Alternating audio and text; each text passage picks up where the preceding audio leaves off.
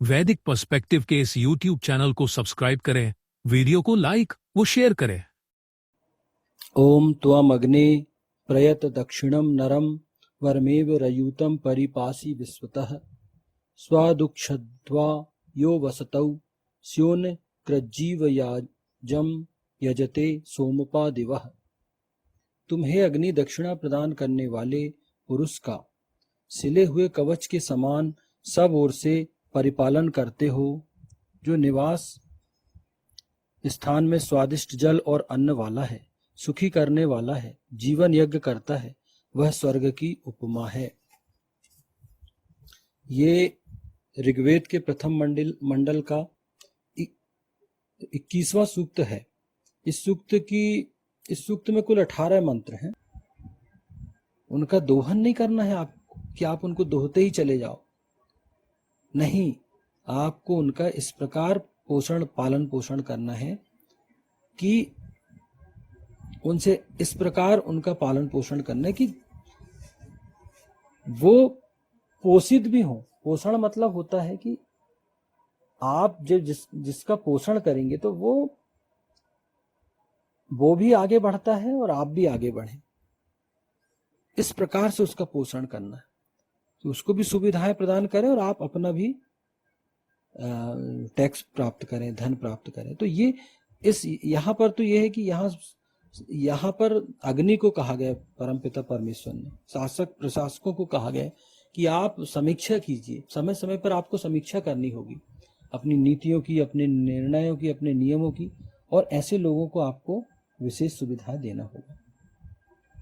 जो निवास स्थान में स्वादिष्ट जल और अन्न वाला है, सुखी करने वाला है, जीवन यज्ञ करता है। प्रत्येक व्यक्ति के लिए निवास स्थान उपलब्ध करवाना प्रशासन का प्रमुख कार्य है। कहीं कोई व्यक्ति निर्वासित न हो, उसे रहने के लिए सुरक्षित मकान उपलब्ध करवाया जाए। हाँ, यहाँ पर यह है कि ईशान ये कहता है, परमपिता परमेश्वर ये कहता है अग्नि से, प्रशासकों से, कि आपके देश में रहने वाले या आपके प्रशासन के अंतर्गत रहने वाले सभी व्यक्तियों को निवास स्थान उपलब्ध करवाना आपका प्रमुख दायित्व है। कि व्यक्ति को कम से कम रहने के लिए तो छत होनी चाहिए ना।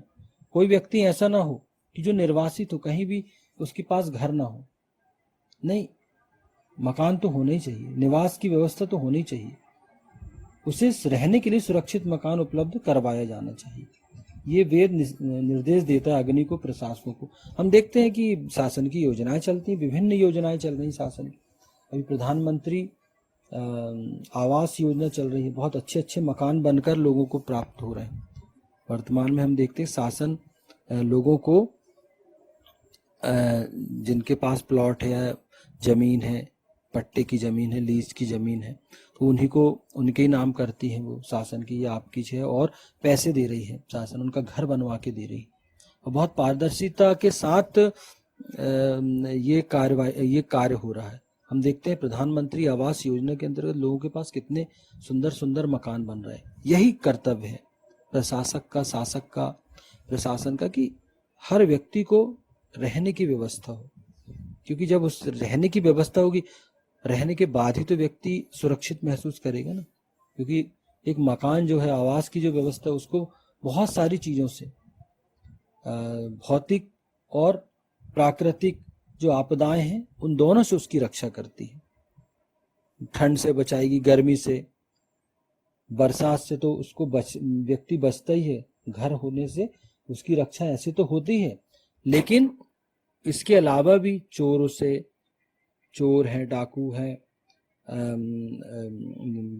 जंगली जानवर हैं या असामाजिक तत्व, उनसे भी रक्षा होती। क्यों? क्योंकि उसका घर एक सुरक्षित ठिकाना होता है जहां वो अपने घर के अंदर निवास करता है। तो उसको बहुत सारी सुविधाएं ऐसी भी मिलती हैं जहां वो अपने दैनिक कार्य करता है, सामाजिक रूप से जो कार्य किए जाते हैं वो सब आदमी बहुत अच्छे से कर पाता है। तो मकान जो है, आवास जो है, वो एक व्यक्ति की बहुत आवश्यकता है, बहुत महत्वपूर्ण आवश्यकता है, जो परमपिता परमेश्वर कहता है कि प्रशासकों को निर्देश देता है कि उनकी ये व्यवस्था करके दीजिए आप। दूसरा, व्यक्ति के निवास स्थान में शुद्ध पेयजल की उपलब्धता आवश्यक है। साथ ही जलों का स्नान आदि में भी उपयोग किया जा सके। स्वच्छता हेतु उपयोग किया जा सके, इतना पर्याप्त निवास स्थान में, इतना पर्याप्त जल निवास स्थान में पाया जाना चाहिए। हाँ, दूसरा जल की व्यवस्था। अब जल बहुत अधिक आवश्यक है व्यक्ति को। सबसे पहले तो जल उसके प्यास बुझाने के लिए, बिना जल के व्यक्ति जीवित नहीं रह सकता। अगर जल ना हो तो कितने दिन जीवित रहेगा व्यक्ति? एक टाइम विशेष पे जीवित रह सकता है। सबसे पहले तो हवा आवश्यक, क्योंकि वायु नहीं होगी, ऑक्सीजन तो तुरंत नहीं तुरंत ही व्यक्ति के प्राण पखेरु उड़ जाएंगे। लेकिन यदि जल को भी माना गया, जल भी उसको शुद्ध जो जल है, पेयजल है, वो भी आवश्यक है उस व्यक्ति के लिए, क्योंकि जल पीने के लिए, भोजन के लिए, नहाने के लिए, दैनिक जीवन में उपयोग के लिए व्यक्ति को लगता है। तो इतना जल उसके निवास में होना चाहिए, निवास स्थान में, जिससे वो इन सब चीजों की आपूर्ति कर सके।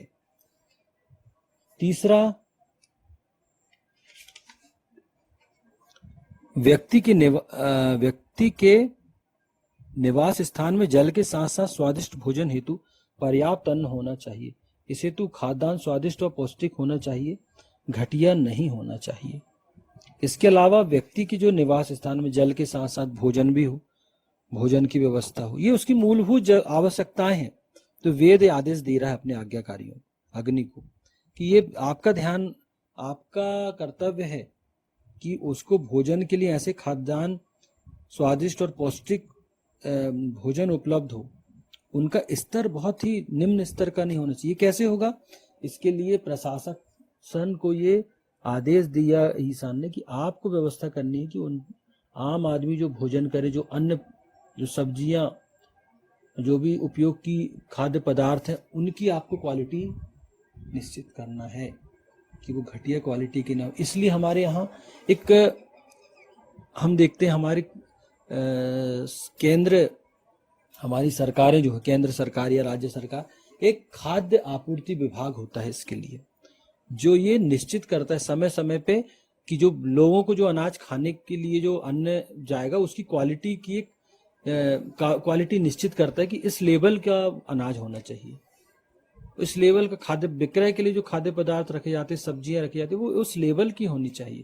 इसलिए समय समय पे वो छापामारी करेंगे, दुकानों में चेकिंग करेंगे, और जो गलत माल होता है, जो लगता है कि मानव के लिए उपयोगी नहीं, उसको वो नष्ट करवाते हैं और वो लेवल से चेक करते हैं। तो ये, इसको बहुत अच्छे से काम करने की आवश्यकता है। इसमें और थोड़ा सा और आगे आने की आवश्यकता है इन सब चीज़ों में शासन को। तो ये चीज़ें हो ही रही हैं, क्योंकि ऑलरेडी ये वेद में जो दी गई है व्यवस्था, ये सब कुछ हो रहा है, होता है। इसके लिए व्यवस्था, इसको और अच्छे से करना चाहिए। लोगों को भी जागरूक होना चाहिए। जब वो कोई चीज़ सामान ले रहे हैं बाहर से, कुछ कुछ अन्न पदार्थ ले रहे हैं या सामान ले रहे हैं, तो उनको ये ध्यान रखना चाहिए कि वो सारी चीज़ें उस स्तर की होनी चाहिए। निवास स्थान, चौथा है निवास स्थान सुखी करने वाला होना चाहिए। लोगों को वहां सुख के समस्त साधन उपलब्ध हो, पर्याप्त स्वच्छ प्राणवायु उपलब्ध हो, प्रकाश हो, ऋतुओं के अनुसार सुरक्षा की व्यवस्था हो, व्यक्ति वहां सुख का अनुभव करे। समस्त मानवीय आवश्यकताएं निवास स्थान के आसपास उपलब्ध हो। हाँ, निवास स्थान भी सुखी करने वाला होना चाहिए कि पर्याप्त वायु हो, जल हो, मानवीय आवश्यकताओं की जहाँ पूर्ति हो, सुरक्षा हो ऋतुओं से। तो ये सारी चीजें वेद आदेश देता है कि मनुष्य को भी अपना निवास स्थान जहाँ वो बना रहा है, तो उसको ध्यान रखना चाहिए कि सारी सुविधाएं उसको प्राप्त हो, और जो मानवीय आवश्यकताएं हैं वो निवास स्थान के आसपास उपलब्ध हो। तो मनुष्य को भी ऐसे स्थान पर रहने का प्रयास करना चाहिए जहां उसको सारी चीजें उपलब्ध हो जाए आसानी से। हॉस्पिटल है, स्कूल है, सब्जी, अन्न की दुकानें, सब्जी, कपड़े, मतलब जो जो चीजें उसको आवश्यकता है, तो वो प्रयास करे कि उसी नगर में रहे, गांव में रहे। कहीं अकेले अलग थलग रहने का इंसान कहते हैं कि उनको भी आवश्यकता नहीं है। तो चलो आपने कहीं अलग अपना बना लिए, बहुत अलग रह रहे हो, कहीं बहुत अकेलेपन में आप रह रहे हो, बहुत अकेले खेतों में बना लिए, या कहीं जंगल में आप रह रहे हो, तो ये नहीं है कि नहीं रहना है, वो उनकी इच्छा पर निर्भर है। कोई व्यक्ति कहीं रहते हैं जिसको जहां रहना हो, लेकिन ये व्यवस्था है कि मनुष्य, ईशान परमपिता परमेश्वर ईश्वर जो है वो मनुष्यों को निर्देशित करता है, आदेशित भी करता है एक प्रकार से आप देखें तो, कि वो ऐसी जगह रहें जहां उनकी भौतिक आवश्यकताओं की पूर्ति हो सके।